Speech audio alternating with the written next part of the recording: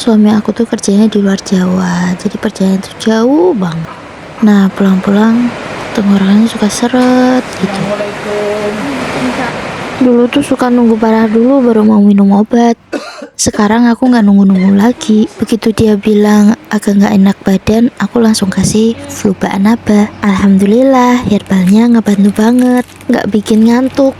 Jadi dia masih bisa tetap kerja. Soalnya meskipun libur, dia harus tetap standby kalau ada panggilan meeting. Kalau suaminya sering kecapean kayak gitu juga, mending stok Fluba Anaba dari sekarang deh. Ada di keranjang kuning.